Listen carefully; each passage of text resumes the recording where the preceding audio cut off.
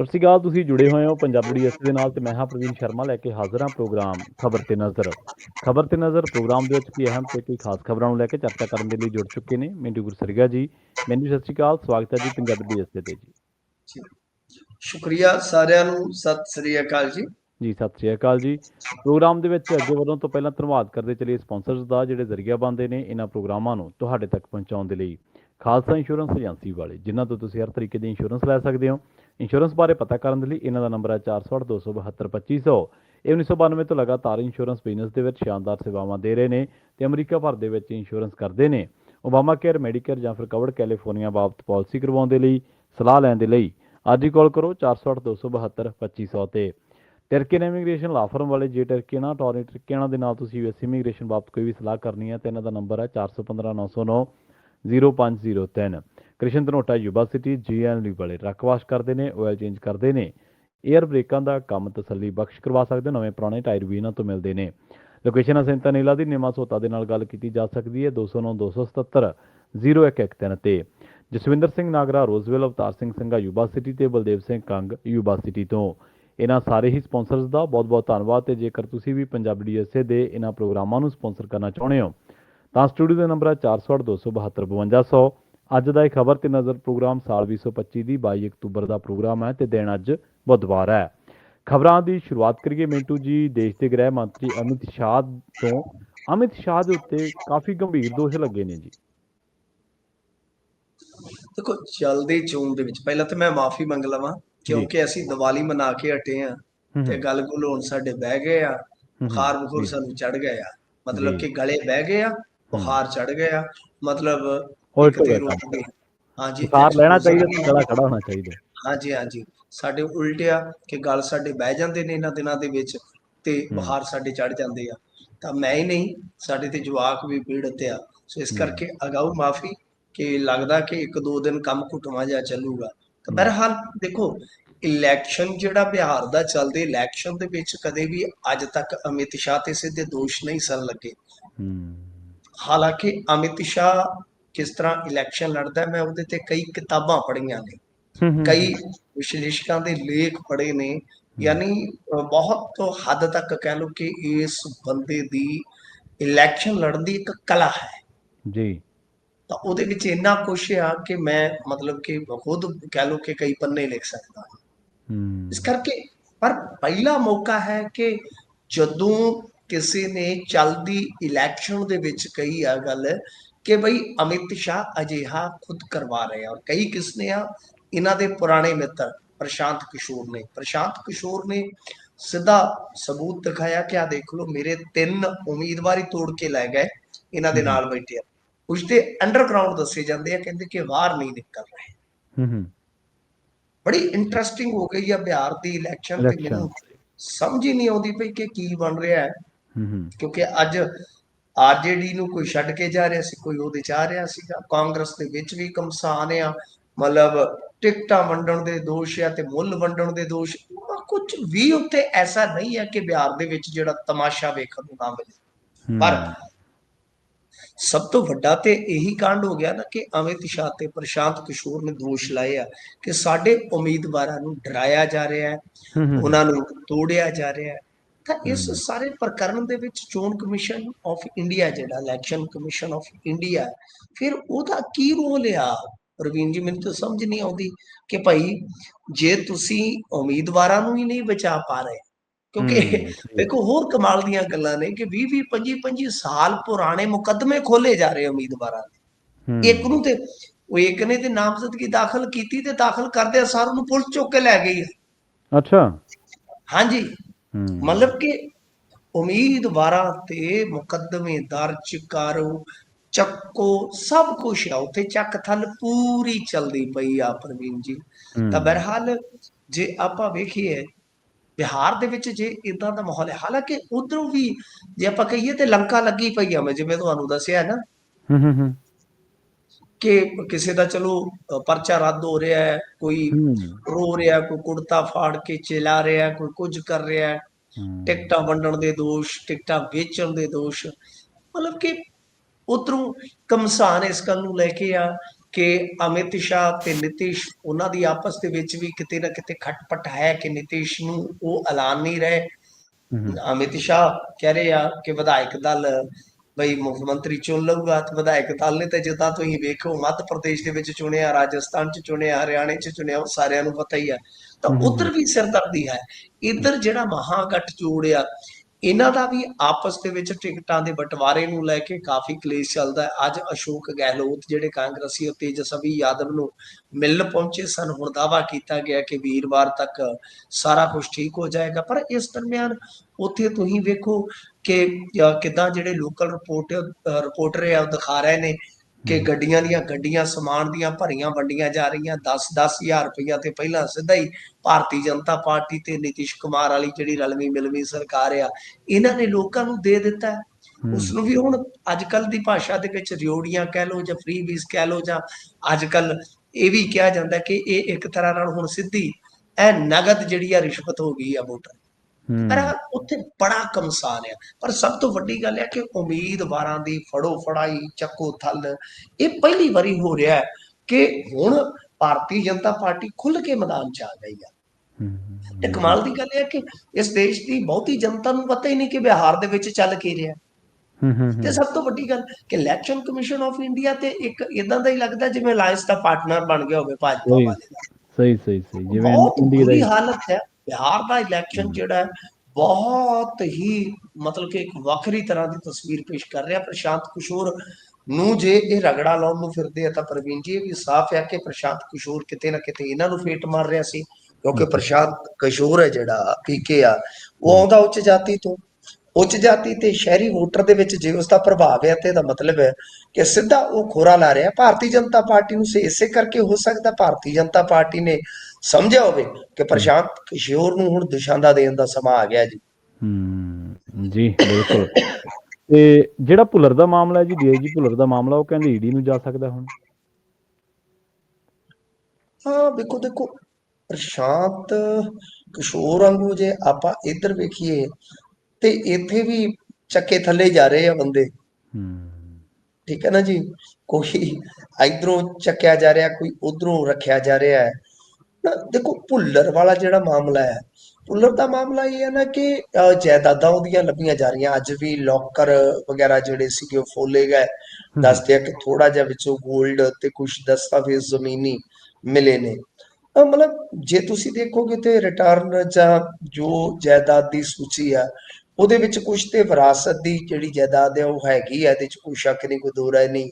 ਪਰ ਜਿਵੇਂ ਹੁਣ ਉਹਨੇ ਨਿਊ ਚੰਡੀਗੜ੍ਹ ਦੇ ਵਿੱਚ ਹਾਲ ਦੇ ਕੁਝ ਸਮੇਂ ਦੇ ਦੌਰਾਨ ਓਮੈਕਸ ਬਿਲਡਰਸ ਦੇ ਵਿੱਚ ਜਾ ਕੇ ਜ਼ਮੀਨ ਖਰੀਦੀ ਆ, ਪਲਾਟ ਵਗੈਰਾ ਖਰੀਦੇ ਨੇ, ਇਹ ਆਪਣੇ ਆਪ ਦੇ ਵਿੱਚ ਬੜਾ ਵੱਡਾ ਸਵਾਲ ਹੈ ਕਿ ਕੀ ਭੁੱਲਰ ਇਹਨਾਂ ਅਸਾਸਿਆਂ ਨੂੰ ਜਿਹੜੇ ਉਹਨਾਂ ਨੇ ਕਾਇਮ ਕੀਤੇ ਆ ਸਾਬਤ ਕਰਨਗੇ ਕਿ ਇੱਕ ਨੰਬਰੀ ਕਮਾਈ ਚੋਂ ਹੈ।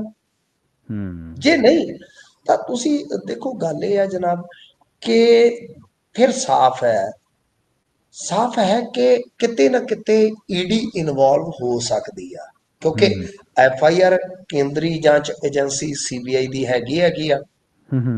ਜੇ ਪੈਸੇ ਧੇਲੇ ਦਾ ਮਾਮਲਾ ਜਾਂ ਪ੍ਰਾਪਰਟੀ ਦਾ ਮਾਮਲਾ ਵੱਧਦਾ ਹੈ ਤਾਂ ਉਹਦੇ 'ਚ ਈਡੀ ਇਨਵੋਲਵ ਹੋ ਸਕਦੀ ਆ, ਕੋਈ ਵੱਡੀ ਗੱਲ ਨਹੀਂ ਹੈ। ਹਾਲਾਂਕਿ ਮੇਰੇ ਪਾਸ ਜਿਹੜੀ ਜਾਣਕਾਰੀ ਆ ਕਿ 3 IPS ਅਧਿਕਾਰੀਆਂ ਨੂੰ ਪੁੱਛਗਿੱਛ ਵਾਸਤੇ ਵੀ ਬੁਲਾ ਲਿਆ ਗਿਆ ਕੇਂਦਰੀ ਏਜੰਸੀਆਂ ਵੱਲੋਂ, ਤੇ ਉਹ ਜਿਹੜੇ 3 ਨੇ ਉਹ ਬਹੁਤ ਨੇੜ ਤੇੜ ਦੇ ਦੱਸੇ ਜਾ ਰਹੇ ਆ ਭੁੱਲਰ ਸਾਹਿਬ ਦੇ ਕਿ ਭਾਈ ਬਹੁਤ ਨੇੜੂ ਆ। ਤੇ ਜੇ ਉਹ ਨੇੜੂ ਆ ਤਾਂ ਇਹਦਾ ਮਤਲਬ ਇਹ ਆ ਕਿ ਜਿਹੜੀਆਂ ਕੇਂਦਰੀ ਜਾਂਚ ਏਜੰਸੀਆਂ ਉਹ ਇਸ ਸਾਰੇ ਜੋ ਵੀ ਹੋਇਆ ਘਟਨਾਕ੍ਰਮ ਕਿ ਇਸ ਸਾਰੇ ਘਟਨਾਕ੍ਰਮ ਨੂੰ ਅੱਗੇ ਲਿਜਾਣਾ ਚਾਹੁੰਦੀਆਂ। ਹਾਲ ਦੀ ਘੜੀ ਠੰਡੇ ਬਸਤੇ 'ਚ ਗੱਲ ਜਾਂਦੀ ਨਜ਼ਰ ਨਹੀਂ ਆਉਂਦੀ। ਦੂਜੇ ਪਾਸੇ ਇਹ ਵੀ ਰਹੇਗਾ ਨਾ ਪ੍ਰਵੀਨ ਜੀ ਕਿ ਜਿਹੜਾ ਉਹ ਕ੍ਰਿਸ਼ਨੂ ਸ਼ਾਰਦਾ ਅਫਸਰਾਂ ਦੇ ਕੰਮ ਸਾਰਦਾ, ਤੇ ਜੇ ਉਹਨੂੰ ਇਹਨਾਂ ਨੇ ਸਰਕਾਰੀ ਗਵਾਹ ਬਣਾ ਲਿਆ ਤਦ ਵੀ ਤਸਵੀਰਾਂ ਜਿਹੜੀਆਂ ਬਦਲ ਜਾਣਗੀਆਂ। ਇਸ ਕਰਕੇ ਕਾਫੀ ਕੁਛ ਆ ਜੋ ਆਪਾਂ ਦੇਖ ਰਹੇ ਆ ਭੁੱਲਰ ਦੇ ਮਾਮਲੇ ਦੇ ਵਿੱਚ। ਤੇ ਅੱਜ ਵੀ ਜੇ ਤੁਸੀਂ ਵੇਖੋਗੇ ਤਾਂ ਇਕੱਲਾ ਮਸਲਾ ਇਹ ਭੁੱਲਰ ਤੱਕ ਹੀ ਨਹੀਂ, ਇਹਨੂੰ ਅੱਗੇ ਵੀ ਵਧਾਉਣ ਦੀ ਮੇਰੇ ਖਿਆਲ ਦੇ ਨਾਲ ਲੋੜ ਹੈ ਵਿਆਪਕ ਪੱਧਰ ਤੇ, ਕਿਉਂਕਿ ਇੱਕ ਤੇ ਸੱਟੇਬਾਜ਼ੀ ਕਾਂਡ ਜਿਹੜਾ ਹੈ ਉਹ ਵੀ ਹੁਣ ਤੁਸੀਂ ਦੇਖੋ ਨਾ ਕਿ ਮਾਨ ਸਰਕਾਰ ਜੋ ਕਹਿ ਰਹੀ ਆ ਕਿ ਸਾਡੀ ਜ਼ੀਰੋ ਟੋਲਰੈਂਸ ਆ, ਲੋਕ ਉਹਨੂੰ ਸ਼ੀਸ਼ਾ ਦਿਖਾ ਰਹੇ ਆ। ਮਾਨ ਸਾਹਿਬ ਕਹਿ ਰਹੇ ਆ ਕਿ ਜੀ ਅਸੀਂ ਇਹਨੂੰ ਮੁਅੱਤਲ ਕਰ ਦਿੱਤਾ ਹੈ, ਤੇ ਲੋਕ ਕਹਿ ਰਹੇ ਆ ਕਿ ਜਿਹੜਾ ਬੰਦਾ 48 ਘੰਟੇ ਅਫਸਰ ਇਸ ਤਰ੍ਹਾਂ ਹਿਰਾਸਤ 'ਚ ਰਹਿ ਜਾਵੇ, ਮੁਅੱਤਲ ਤੇ ਆਪਣੇ ਆਪ ਹੋ ਜਾਂਦਾ, ਤੁਸੀਂ 3 ਦਿਨ ਬਾਅਦ ਜਾ ਕੇ ਹੋ। ਸਹੀ ਗੱਲ ਹੈ ਜੀ, ਬਿਲਕੁਲ। ਤੇ ਅਗਲੀ ਹੁਣ ਦੂਜੇ ਪਾਸੇ ਜੇ ਤੁਸੀਂ ਵੇਖੋਗੇ ਤਾਂ ਮਾਨ ਸਰਕਾਰ ਵਾਸਤੇ ਮੁਸ਼ਕਲਾਂ ਇਸ ਗੱਲ ਦੀਆਂ ਕਿ ਜੇ ਜ਼ੀਰੋ ਟੋਲਰੈਂਸ ਦੀ ਉਹ ਗੱਲ ਕਰਨਗੇ ਤਾਂ ਸੱਟੇਬਾਜ਼ੀ ਵਾਲਾ ਭੂਤ ਵੀ ਤੇ ਨਿਕਲ ਆ ਸਕਦਾ ਹੈ ਨਾ। ਕਿਉਂਕਿ ਉੱਥੇ ਵੀ ਇਹ ਜਿਹੜੀ ਇਹ ਨਿਯੁਕਤੀ ਸੀ ਐਚਐਸ ਭੁੱਲਰ ਦੀ, ਉਹ ਵੀ ਮੁੱਖ ਮੰਤਰੀ ਦੇ ਤੌਰ ਤੇ ਮਾਨ ਸਾਹਿਬ ਦੀ ਜ਼ਿੰਮੇਵਾਰੀ, ਤੇ ਜਿਹੜੀ ਮਤਲਬ ਕਿ ਸੱਟੇਬਾਜ਼ੀ ਦੀ ਜੜ ਆ ਉਹ ਵੀ ਪਟਿਆਲੇ ਦੇ ਵਿੱਚ, ਜਿੱਥੇ ਇਹਨਾਂ ਦਾ ਇੱਕ ਖਾਸਮ ਖਾਸ ਅਫਸਰ ਜ਼ਿਲ੍ਹਾ ਪੁਲਿਸ ਮੁਖੀ ਆ, ਕਿਉਂਕਿ ਮੇਨ ਰਿਕਵਰੀ ਉੱਥੇ ਹੋਈ ਆ। ਤਾਂ ਯਾਨੀ ਜੇ ਮੰਨ ਲਓ ਸੀਬੀਆਈ ਜਾਂ ਕੇਂਦਰੀ ਏਜੰਸੀਆਂ ਗੱਲ ਨੂੰ ਗਾਂ ਤੋਰਦੀਆਂ ਨੇ ਪ੍ਰਵੀਨ ਜੀ, ਤਾਂ ਉਹਨਾਂ ਦਬਾਅ ਦੇਖੋ ਹੁੰਦਾ ਕੀ ਆ ਕਿ ਇਹ ਗੱਲ ਭਾਵੇਂ ਕੋਈ ਮੂੰਹ ਜ਼ੁਬਾਨੀ ਕਵੇ ਕਿ ਇਹਦੀ ਬਦਲੀ ਇੱਧਰ ਕਰ ਦੇ, ਉਹਦੀ ਉੱਧਰ ਕਰ ਦੇ, ਪਰ ਓਫੀਸ਼ੀਅਲੀ ਤਾਂ ਮਾਨ ਸਾਹਿਬ ਹੀ ਜ਼ਿੰਮੇਵਾਰ ਨੇ ਨਾ ਇਹਨਾਂ ਨਿਯੁਕਤੀਆਂ ਵਾਸਤੇ। ਤਾਂ ਲੋਕ ਸਵਾਲ ਤੇ ਮਾਨ ਸਾਹਿਬ ਨੂੰ ਹੀ ਕਰਨਗੇ ਕਿ ਨਿਯੁਕਤੀਆਂ ਤੁਸੀਂ ਕੀਤੀਆਂ, ਤੇ ਜੋ ਇਹਨਾਂ ਨੇ ਨਿਯੁਕਤੀਆਂ ਦੇ ਵਿੱਚ ਚੰਦ ਚਾੜੇ ਆ ਉਹਨਾਂ ਵਾਸਤੇ, ਉਹਨਾਂ ਪ੍ਰਤੀ ਤੇ ਜਵਾਬ ਦੇ ਤੁਹਾਨੂੰ ਬਣਨਾ ਹੀ ਪਾਏਗਾ। ਸੋ ਇਸ ਕਰਕੇ ਈਡੀ ਕੀ ਕਰਦੀ ਆ, ਸੀਬੀਆਈ ਕੀ ਕਰਦੀ ਆ, ਇੰਤਜ਼ਾਰ ਕਰਨ ਦੀ ਲੋੜ ਆ।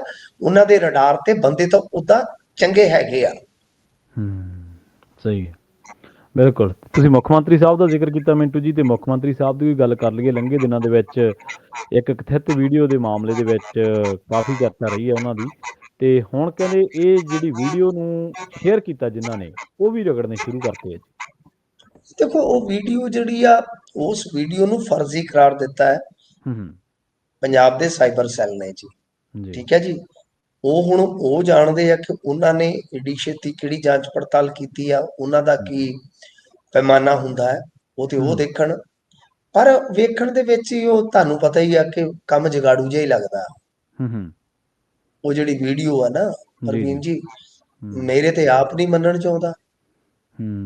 ਮੈਨੂੰ ਤੇ ਆਪ ਉਹ ਲੱਗਦੀ, ਮਾਫ ਕਰਨਾ ਮੈਂ ਗਲਤ ਹੋ ਸਕਦਾ, ਮੈਂ ਕੋਈ ਸਾਇੰਸਦਾਨ ਤੇ ਹੈ ਨਹੀਂਗਾ, ਕੋਈ ਤਕਨੀਕੀ ਮਾਹਰ ਤੇ ਹੈ ਨਹੀਂਗਾ, ਪਰ ਇੰਨਾ ਕੁ ਤੇ ਪਤਾ ਆ ਪ੍ਰਿੰਟ ਮੀਡੀਆ 'ਚ ਲੰਮਾ ਚਿਰ ਤਸਵੀਰ ਕਸ਼ੀ ਕੀਤੀ ਆ, ਲੰਮਾ ਚਿਰ ਹੋ ਗਿਆ ਕੈਮਰਾ ਫੇਸ ਕਰਦਿਆਂ ਨੂੰ, ਬਹੁਤ ਮੱਥਾ ਮਾਰੀਦਾ ਆ, ਤਾਂ ਲੱਗ ਜਾਂਦਾ ਹੁੰਦਾ ਪਤਾ ਕਿ ਲੁਕਵਾਂ ਕੈਮਰਾ ਕਿੱਦਾਂ ਕੰਮ ਕਰਦਾ। ਇਹ ਕੋਈ ਜਾਂ ਤੇ ਸ਼ੂਟ ਕਰ ਰਿਹਾ ਸੀ ਉੱਥੇ ਕੈਮਰਾ ਲੈ ਕੇ, ਜਿੱਦਾਂ ਫਿਲਮ ਦੇ ਵਿੱਚ ਹੁੰਦਾ ਰੋਲ ਐਕਸ਼ਨ ਕੈਮਰਾ ਟੇਕ 1, ਜਾਂ ਤੇ ਉਹ ਕੈਮਰਾ ਚੱਲ ਰਿਹਾ ਸੀ। ਲੁਕਵੇਂ ਕੈਮਰੇ ਦੀ ਤਾਂ ਵੀਡੀਓ ਹੀ ਨਹੀਂ ਹੈਗੀ ਜੀ। ਜੀ ਲੁਕਵੇਂ ਕੈਮਰੇ ਦੀ ਏਦਾਂ ਨਹੀਂ ਵੀਡੀਓ ਹੁੰਦੀ। ਤੇ ਇੰਸਟਾਲੇਸ਼ਨ ਕਦੇ ਕੈਮਰਿਆਂ ਦੀ ਏਦਾਂ ਹੋ ਨਹੀਂ ਸਕਦੀ ਕਿ ਹੋਟਲ ਦੇ ਵਿੱਚ ਹੋਵੇ। ਤਾਂ ਲੁਕਵਾਂ ਕੈਮਰਾ ਤੇ ਤੁਹਾਨੂੰ ਜਾਂ ਤਾਂ ਸ਼ੂਟ ਕਰੋਗੇ ਤੁਸੀਂ, ਜਾਂ ਉਹਨੂੰ ਤੇ ਜਾਂ ਮਤਲਬ ਕਿ ਲੁਕਵਾਂ ਕੈਮਰਾ ਲੁਕਵੇਂ ਕੈਮਰੇ ਦੀ ਹੈ ਨਹੀਂ, ਤੇ ਸ਼ੂਟ ਕਰਨ ਦੀ ਕੀ ਇਜਾਜ਼ਤ ਦੇਊਗਾ ਕੋਈ ਬੰਦਾ ਐਡੇ ਲਾਗਿਓ ਤੂੰ ਬਈ ਇੱਕ ਕੈਮਰਾਮੈਨ ਲਈ? ਫਿਰ ਹੱਦ ਹੋ ਗਈ ਆ। ਕਿਉਂਕਿ ਜਿਸ ਵੇਲੇ ਦੀ ਇਹ ਵੀਡੀਓ ਆ, ਉਸ ਵੇਲੇ ਦੀ ਦਾਅਵਾ ਕੀਤਾ ਜਾ ਰਿਹਾ ਹੈ ਉਸ ਵੇਲੇ ਦੀ ਪਹਿਲੀ ਸ਼ਾਦੀ ਚੱਲ ਰਹੀ ਸੀ ਕਿ ਮਾਨ ਦੀ। ਠੀਕ ਹੈ ਨਾ ਜੀ, ਕੁਝ ਚੀਜ਼ਾਂ ਨੂੰ ਜੋੜੋ ਕਿ ਉਹਨਾਂ ਦਾ ਡਾਈਵੋਰਸ ਬਹੁਤ ਬਾਅਦ ਚ ਹੁੰਦਾ ਹੈ, 14 ਵਾਲਾ ਇਲੈਕਸ਼ਨ ਜਿੱਤਣ ਤੋਂ ਬਾਅਦ। ਜਿਹੜਾ ਬੰਦਾ ਪਰਿਵਾਰਕ ਜ਼ਿੰਦਗੀ ਚ ਹੈ, ਕਿ ਉਹ ਵੀਡੀਓ ਸ਼ੂਟ ਕਰਾਏਗਾ ਏਦਾਂ ਦਾ? ਸਹੀ ਹੈ। ਤੇ ਲੁਕਵੇਂ ਵੀਡੀਓ ਦੀ ਉਹ ਲੱਗ ਨਹੀਂ ਰਹੀ ਵੀਡੀਓ ਕਿ ਲੁਕਵੇਂ ਕੈਮਰੇ ਦੀ ਹੈ, ਸੌਰੀ। ਖੈਰ ਦੇਖੋ ਹੁਣ ਉਹਦੇ ਚ ਕੀ ਆ ਕਿ ਫਿਰ ਜਦੋਂ ਇਦਾਂ ਦਾ ਮਾਮਲਾ ਬਣ ਜਾਂਦਾ ਹੈ ਤਾਂ ਇਹਨਾਂ ਨੇ ਡਰ ਪੈਦਾ ਕਰਨਾ ਹੀ ਹੁੰਦਾ ਹੈ। ਹੁਣ ਨਾਲ ਇਹਨਾਂ ਨੇ 7-8 ਹੋਰ ਵਲੇਟ ਤੇ ਜਿਨ੍ਹਾਂ ਨੇ ਸ਼ੇਅਰ ਕੀਤੀ। ਸਹੀ ਹੈ। ਲੋਕ ਸਾਡੇ ਸ਼ੇਅਰ ਵੀ ਬਹੁਤ ਜਚਾ ਕੇ ਕਰਦੇ, ਤੁਸੀਂ ਦੇਖ ਲਓ। ਸਾਡੇ ਵਰਗੇ ਨੂੰ ਗਾਲਾਂ ਕੱਢਦੇ ਆ। ਇੱਕ ਸਿੰਗਲ ਵੀ ਕਮੈਂਟ ਨਹੀਂ ਮੈਂ ਪਾਸ ਕੀਤਾ, ਇੱਕ ਸਿੰਗਲ ਵੀ ਨਹੀਂ। ਕਰਨਾ ਨਹੀਂ ਚਾਹੀਦਾ ਜੀ। ਅਸੀਂ ਵੀ ਮਜ਼ਾਕ ਬਹੁਤ ਉਡਾ ਸਕਦੇ ਹਾਂ ਜੀ, ਜਿਵੇਂ ਸਾਡਾ ਮਜ਼ਾਕ ਉਡਾਇਆ ਜਾਂਦਾ ਨਾ, ਐਕਸ ਡਰੱਗੀ ਕਹਿ ਕੇ ਤੇ ਫਲਾਂ ਟਮਕਾ ਕਹਿ ਕੇ, ਅਸੀਂ ਵੀ ਬਹੁਤ ਕੁਝ ਕਹਿ ਸਕਦੇ ਹਾਂ, ਬਹੁਤ ਕੁਝ ਕਹਿ ਸਕਦੇ ਹਾਂ। ਪਰ ਸਾਨੂੰ ਪਤਾ ਹੈ ਕਿ ਇਹ ਅਗਾਂਹ ਜਾ ਕੇ ਚੀਜ਼ਾਂ ਦਮ ਨਹੀਂ ਰੱਖਦੀਆਂ ਹੁੰਦੀਆਂ। ਜਿਹੜਾ ਬੰਦਾ ਇਹ ਵੀਡੀਓ ਉਧਰੋਂ ਜਾਰੀ ਕਰ ਰਿਹਾ, ਉਹ ਤੁਸੀਂ ਫੋਲੋ ਕਰੋ, ਮਹੀਨਾ 20 ਦਿਨ ਪਤਾ ਲੱਗ ਜਾਏਗਾ ਜੀ। ਤਾਂ ਖੈਰ ਇਹ ਚੀਜ਼ਾਂ ਜਿਹੜੀਆਂ, ਅਸੀਂ ਆਲੋਚਕ ਜ਼ਰੂਰ ਆ, ਪਰ ਅਸੀਂ ਕੋਈ ਵਨ ਸਾਈਡਡ ਮਿੱਥ ਕੇ ਏਜੰਡਾ ਚਲਾਉਣ ਵਾਲੇ ਨਹੀਂ ਆ ਕਿ ਭਾਈ ਤੁਸੀਂ 1 ਮਿਲੀਅਨ ਦਾ ਨਾਮ ਜੂ ਰੱਖ ਰਹੇ ਹੋ ਤਾਂ ਉਹਦੀ ਸਾਇੰਟੀਫਿਕ ਜਾਂਚ ਕਰਵਾ ਕੇ ਉਹਦਾ ਨਾਲ ਸਰਟੀਫਿਕੇਟ ਵੀ ਤੇ ਜਾਰੀ ਕਰੋ ਨਾ।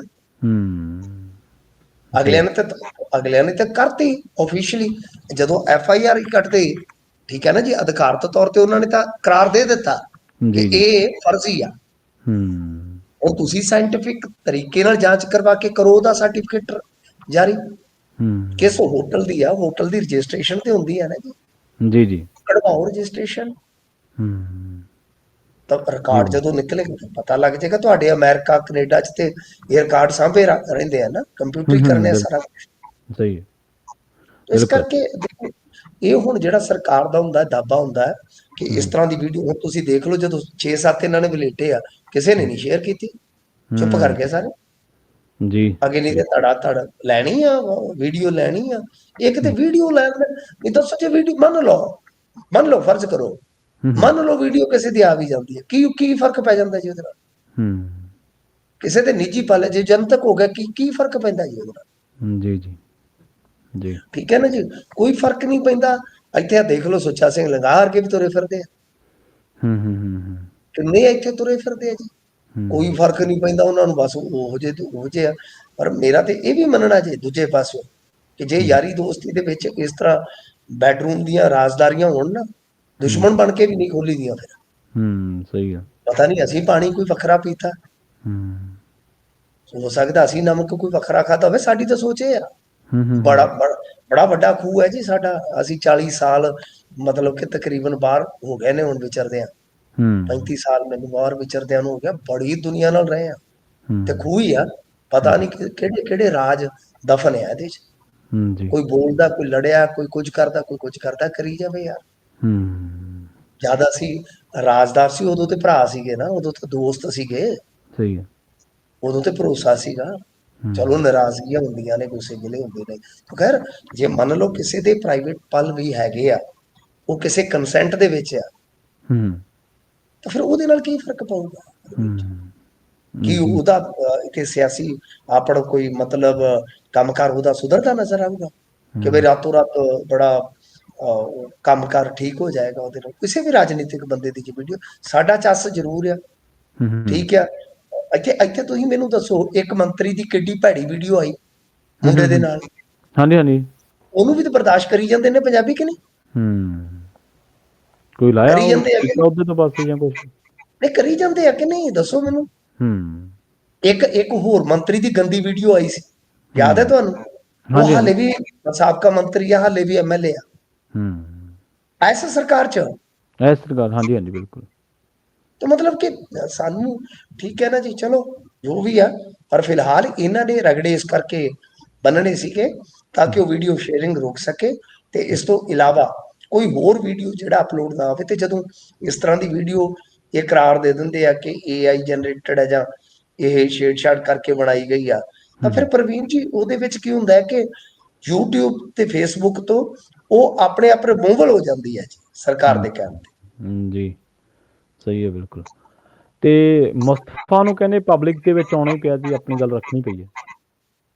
ਦੇਖੋ, ਮੁਸਤਫਾ ਨੂੰ ਆਉਣਾ ਪਿਆ, ਤੇ ਆਉਣਾ ਵੀ ਨੈਸ਼ਨਲ ਮੀਡੀਆ ਦੇ ਸਾਹਮਣੇ ਪਿਆ। ਮੁਸਤਫਾ ਨੇ ਕਿਹਾ ਕਿ ਮੇਰਾ ਬੇਟਾ ਸਾਈਕੋਟਿਕ ਹੋ ਗਿਆ ਸੀਗਾ, ਉਹਦਾ ਬ੍ਰੇਨ 40% ਨੁਕਸਾਨਿਆ ਗਿਆ ਸੀਗਾ, ਉਹ ਐਡਿਕਟਡ ਸੀਗਾ, ਉਸਨੇ ਆਪਦੀ ਮਾਂ ਦਾ ਚੂਲਾ ਵੀ ਤੋੜਤਾ ਸੀ ਇੱਕ ਵਾਰੀ ਕੁੱਟ ਕੇ, ਘਰ 'ਚ ਅੱਗ ਵੀ ਲਾਈ ਆ ਉਸ ਬੰਦੇ ਨੇ, ਮਤਲਬ ਆਪਦੀ ਬੀਵੀ ਨੂੰ ਵੀ ਉਹਨੇ ਮਰਨ ਦੇ ਕਗਾਰ ਤੇ ਘੱਲਤਾ ਸੀਗਾ। ਉਸ ਤੋਂ ਬਾਅਦ ਉਹਨੂੰ ਪੰਚਕੂਲਾ ਥਾਣੇ 'ਚ ਵੀ ਅਸੀਂ ਫੜਵਾਇਆ, ਪਰ ਪਰਿਵਾਰ ਦੇ ਦਬਾਅ ਕਰਕੇ ਮੈਨੂੰ ਛੁਡਵਾਉਣਾ ਪਿਆ। ਇਹ ਮੁੰਡੇ ਨੂੰ ਸਕੂਲ 'ਚੋਂ ਕੱਢ ਦਿੱਤਾ ਗਿਆ। ਨੇਕਾਂ ਮੈਂ ਸਕੂਲ ਬਦਲੇ, ਕਾਲਜ, ਯੂਨੀਵਰਸਿਟੀਆਂ ਬਦਲੀਆਂ, ਪਰ ਇਹ ਨਹੀਂ ਬਦਲਿਆ। ਮਤਲਬ ਹੁਣ ਮੁਸਤਫਾ ਜਿਹੜੀ ਗੱਲ ਕਹਿ ਰਿਹਾ ਹੈ ਕਿ ਦੇਖੋ, ਮੇਰੇ ਬੇਟੇ ਦੀ ਮੌਤ ਤੇ ਸਿਆਸਤ ਹੋ ਰਹੀ ਆ ਜੀ। ਉਧਰੋਂ ਦੂਸਰਾ ਵੀਡੀਓ ਆ ਗਿਆ ਕਿ ਉਹ ਮੁੰਡੇ ਦਾ ਵੀਡੀਓ ਆ ਗਿਆ। ਹੁਣ ਜਿਹੜਾ ਸ਼ਮਸ਼ੂਦੀਨ ਆ, ਉਹਦੇ ਤੇ ਵੀ ਮੁਸਤਫਾ ਦੋਸ਼ ਲਾਉਂਦਾ, ਜਿਹੜਾ ਸ਼ਿਕਾਇਤ ਕਰਤਾ ਹੈ ਕਿ ਨਾ ਤੇ ਮੇਰਾ ਗਵਾਂਢੀ ਹੈ, ਨਾ ਮੇਰਾ ਰਿਸ਼ਤੇਦਾਰ ਆ, ਠੀਕ ਹੈ ਜੀ। ਤੇ ਤੀਜੀ ਗੱਲ ਇਹ ਹੈ ਕਿ ਆਪ ਫਰਾਡ ਆ। ਹੁਣ ਸ਼ਮਸ਼ੂਦੀਨ ਦੀਆਂ ਵੀ ਕਈ ਗੱਲਾਂ ਨੇ ਕਿ ਉਹ ਜਿਹੜਾ ਆਮ ਆਦਮੀ ਪਾਰਟੀ ਦਾ ਮਲੇਰਕੋਟਲੇ ਤੋਂ ਵਿਧਾਇਕ ਹੈ ਜਮੀਲੁਰ ਰਹਿਮਾਨ, ਉਹਦਾ ਦਫ਼ਤਰ ਸਾਂਭਦਾ ਰਿਹਾ ਸਾਲ ਡੇਢ ਸਾਲ, ਰਾਈਟ ਹੈਂਡ ਸੀ। ਹੁਣ ਜਿਹੜਾ ਜਮੀਲੁਰ ਰਹਿਮਾਨ ਹੈ ਵਿਧਾਇਕ, ਉਹ ਕਹਿੰਦਾ ਕਿ ਦੇਖੋ ਜੀ, ਇਹ ਖਰਾਬੀਆਂ ਕਰਦਾ ਸੀਗਾ, ਜਿਵੇਂ ਗਾਣਾ ਨਹੀਂ, ਯਾਰੀਆਂ ਯਾਰੀ ਤੋੜ ਦੇਣੀ ਤੂੰ ਬਦਮਾਸ਼ੀਆਂ ਕਰਦਾ। ਕਹਿੰਦਾ ਕਿ ਮੈਂ ਤੇ ਬਾਈ ਇਹਦੇ ਨਾਲ ਤੋੜ ਲਈ ਸੀਗੀ, ਤੇ ਨਾਲ ਉਹ ਨਿਗਾਹ ਤਸਵੀਰਾਂ ਦਿਖਾਤੀਆਂ ਕਿ ਤੇ ਫਰਜ਼ਾਨਾ ਆਲਮ ਦੇ ਨਾਲ ਵੀ ਰਹਿੰਦਾ ਰਿਹਾ, ਬੀਬੀ ਦੇ ਨਾਲ, ਇਹ ਤੇ ਕਾਲੀ ਆ। ਯਾਨੀ ਕੁੱਲ ਮਿਲਾ ਕੇ ਪ੍ਰਵੀਨ ਜੀ, ਸਿਆਸੀ ਐਂਗਲ ਵੀ ਤੇ ਹੈਗਾ ਨਾ। ਮੁਸਤਫਾ ਵਿਵਾਦਤ ਅਫਸਰ ਰਿਹਾ, ਮੁਸਤਫਾ ਤੇ ਅੱਜ ਕਾਲਮ ਲਿਖਿਆ ਗਿਆ ਬਕਾਇਦਾ ਇੱਕ ਨੈਸ਼ਨਲ ਨਿਊਜ਼ਪੇਪਰ ਵੱਲੋਂ ਸੰਪਾਦਕੀ ਚ ਕਿ ਇਹਨਾਂ ਦੇ ਮੁਕਾਬਲਿਆਂ ਦੇ ਦੋਸ਼ ਵਗੈਰਾ ਜਿਹੜੇ ਉਹ ਕਿਵੇਂ ਲੱਗਦੇ ਰਹੇ ਆ।